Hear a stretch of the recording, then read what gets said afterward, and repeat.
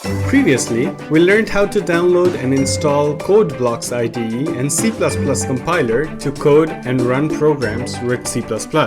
In this video, we will write our first program and learn the primitives in C++. At the end of this video, we'll be able to write our own programs. Welcome to Code Station. For your information, there is a part 1 of this video that explains the nitty-gritty details about the Hello World program in C++. If you haven't already, please watch that video before watching this. So, let's open a new project in CodeBlocks. Let's call it Primitives. Open the main.cpp file. It will be pre-populated with the Hello World program. Let's delete it all and restart the coding. Include IOStream. Notice how CodeBlocks IDE actually gives you the suggestion for the syntax. The main function then, let's write a basic main without any program statement, just return 0. We can test this code by compiling it and running it. As expected, nothing happens. The program just returns 0. Now, let's go ahead and put the program statements. Let's declare an integer variable x. This is how you declare variables in C++. First, the type of the variable, in this case integer, int, and then the name of the variable, in this case x. All the variables need to be declared in C++ with its respective type. Now let's assign a value to this variable, x equals to 5.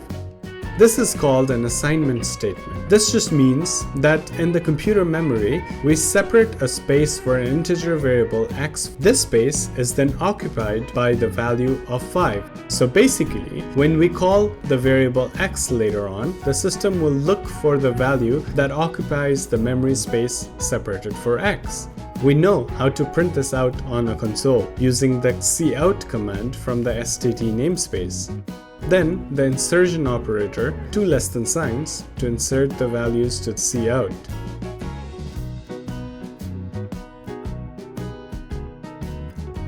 And then endl to end the line.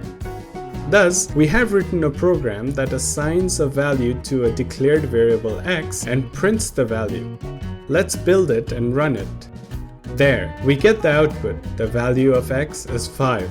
Notice how the console says process returns 0. This is because of our return statement. If our return statement was to return 1, the process would have returned 1. In C++, if you return any other value than 0 in your main function, the system will see it as a sign that something wrong happened. Thus, here in the build log, this is flagged as red. Thus, you should return a non-zero value only for cases when an exception or an error occurs. Now, we declared a variable, small letter x in this case. It is also possible to have a variable with capital letter X. It is, however, not okay to redeclare a variable again. In this case, small x has already been declared. The compiler will not allow you to declare it again. The compilation would fail.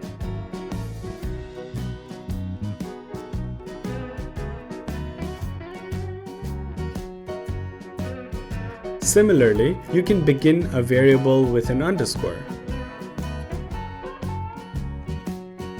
However, it is not possible to declare a variable name starting with a number.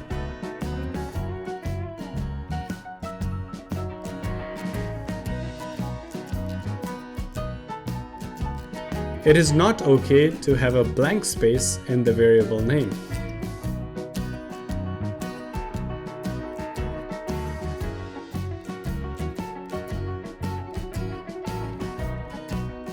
If you were to replace the spaces with underscores, it is okay. It is not okay to use any of the C++ reserved words as the variable name. There are about 95 reserved words in C++. Some of them are listed here. Finally, it is legal to declare an absurd name like this, starting with a letter and not having any legal tokens like a space. However, it is not recommended to use such a variable name. A variable name should be descriptive and easy to remember. Now, let's try and build and run this. Oops, it failed. Oh, because we haven't commented out the illegal declaration here. Now, it builds and runs fine. So, we have declared these variables. Let's use simple assignments and simple operators now. Let's assign capital X to be small x minus 2. The result of this operation will be 3. Let's assign underscore x to be small x times 2. Asterisk sign is the multiplying operator. The result here would be 5 times 2, which is 10. Let's write these down as comments in the code itself too.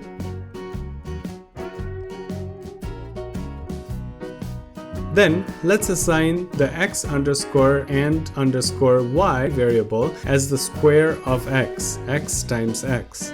This should give us 25. Similarly, let's assign that monstrous variable that we created as capital X plus capital X. Notice how CodeBlocks IDE gave us the recommendation on the variable name and made it easy for us to type this name. Otherwise, it would be quite a task to copy this name and paste it here. Really, I don't recommend a name like this at all. Anyway, this value should be 6. Now, let's print out these values in the console. We know how to do it, right? Using the cout function in C++.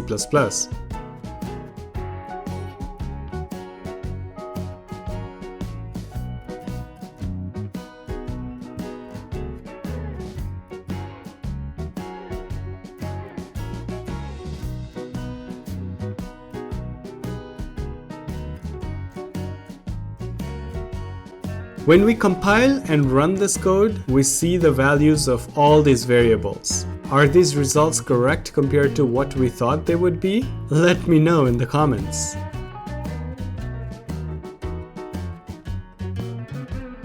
We have exclusively used int in our program so far. Int is one of the primitive data types in C++. Primitive data types are built-in or predefined.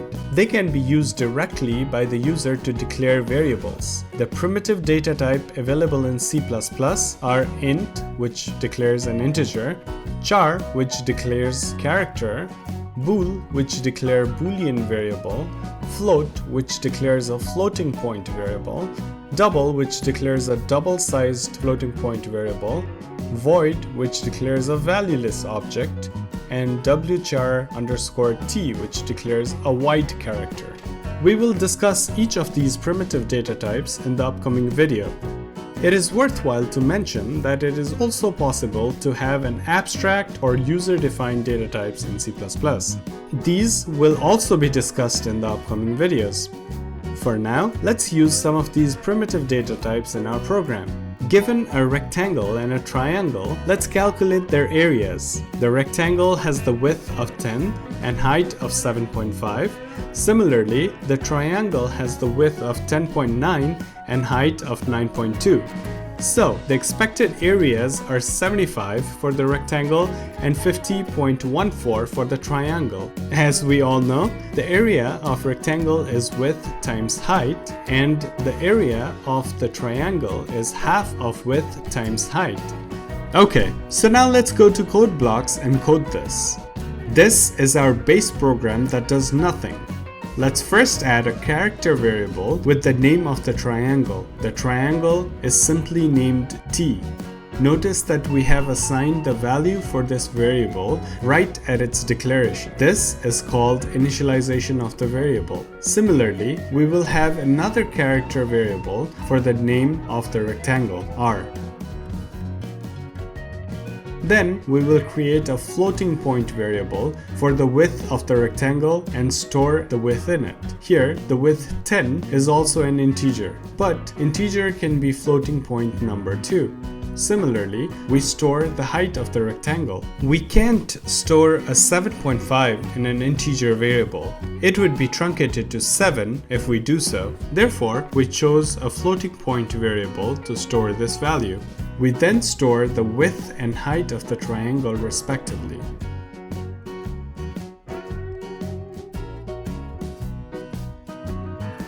Then let's declare the variable to store the areas, area of the rectangle and area of the triangle. Now we can do the calculation. Area of rectangle is width times height. Area of the triangle is half of width times height. Then we print out these areas. Notice how we're also printing the character names of the rectangle and triangle in the cout statements.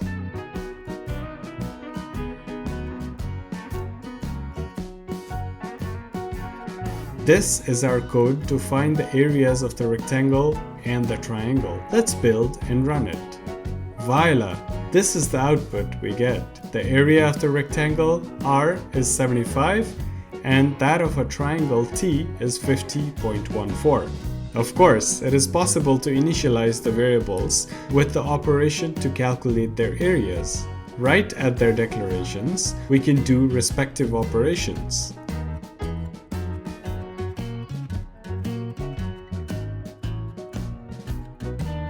This will reduce the line of the code and add more clarity to the code as well. With this video, I hope that you can now write your own simple C++ program. Imagine how nice it would be if we could ask for the height and width of the shape directly from the user for the calculations. These input-output operations and much more will be part of upcoming videos. Therefore, please subscribe to my channel to be up to date with the videos. Also, don't forget to like and share the videos. If you have any questions or concerns, make sure you leave a comment. Thank you for watching.